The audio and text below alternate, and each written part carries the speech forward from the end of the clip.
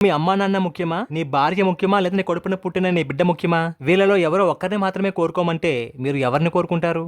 University professor ఒకరోజు క్లాసులోకి వచ్చి, ఈ రోజు సరదాగా మనం ఒక ఆట ఆడుకుందామని క్లాసులో ఉన్న స్టూడెంట్స్ నుంచి ఒక అమ్మాయిని పిలుస్తారు. అయితే అమ్మాయికి రీసెంట్ గా పెళ్ళై 6 నెలల కొడుకు కూడా ఉంటాడు. ప్రొఫెసర్ ఆ అమ్మాయితో, నీ లైఫ్ లో నీకు చాలా ఇష్టమైన 30 మంది పేర్లను బోర్డు మీద రాయమని చెప్తాడు. అప్పుడు ఆ అమ్మాయి తన కుటుంబ సభ్యుల పేర్లు, బంధువుల పేర్లు, స్నేహితుల పేర్లు బోర్డు మీద రాస్తుంది. అప్పుడు ఆ ప్రొఫెసర్, నువ్వు రాసిన పేర్లలో అంతగా ప్రాధాన్యత ఇవ్వని 3 పేర్లను చెరిపేయమని చెప్తాడు. అప్పుడు ఆ స్టూడెంట్ తను రాసిన పేర్ల నుంచి 3 స్నేహితుల పేర్లను చెరిపేస్తుంది. వెంటనే ఆ ప్రొఫెసర్, ఇప్పుడు మిగిలి ఉన్న ఈ పేర్లలో నీ జీవితంలో అంతగా ప్రాధాన్యత ఇవ్వని మరో 5 పేర్లను చెరిపేయమని చెప్తాడు. అప్పుడు ఆ అమ్మాయి ఇంకో 5 బంధువుల పేర్లను చెరిపేస్తుంది. ఇలా ప్రొఫెసర్ చెప్తూ ఉంటే అమ్మాయి చెరుపుకుంటూ పోగా చివరకు బోర్డు మీద అమ్మ, నాన్న, భర్త, కొడుకు ఇలా ఈ 4 పేర్లు మాత్రమే మిగిలాయి. అది చూడగానే క్లాస్ రూమ్ ఒక్కసారిగా నిశ్శబ్దంగా మారిపోయింది. ఇది నిజంగా ఆట కాదని అప్పుడే స్టూడెంట్స్ కి అర్థమైంది. అప్పుడు ఆ ప్రొఫెసర్ ఆ అమ్మాయితో, ఇప్పుడు మిగిలి ఉన్న ఈ 4 పేర్లలో కొంచెం తక్కువ ప్రాధాన్యత ఉన్న 2 పేర్లను చెరిపేయమని చెప్తాడు. అప్పుడు ఆ స్టూడెంట్ బోర్డు మీద ఉన్న 4 పేర్లలో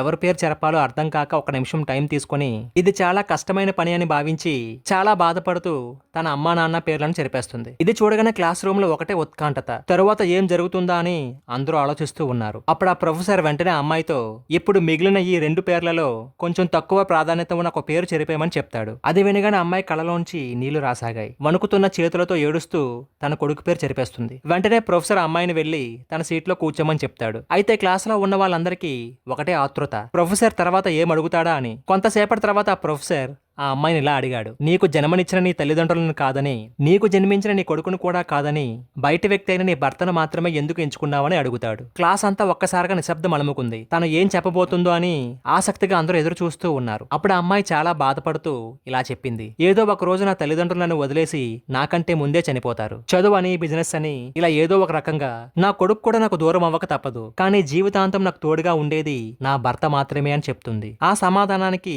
ఒక్కసారిగా క్లాస్ లో ఉన్న స్టూడెంట్స్ అందరూ చప్పట్లు కొడతారు. నిజమే కదండి, తల్లిదండ్రులైనా, తోడబుట్టిన వాడైనా, ఆఖరికి కడుపున పుట్టిన బిడ్డైనా ఏదో ఒక సమయంలో ఏదో ఒక కారణంతో విడిచిపెట్టి వెళ్ళిపోతాడు. కానీ ఎప్పటికీ భార్యకు భర్త, భర్తకు భార్యే చివరి వరకు తోడుగా ఉండేది కాదంటారా?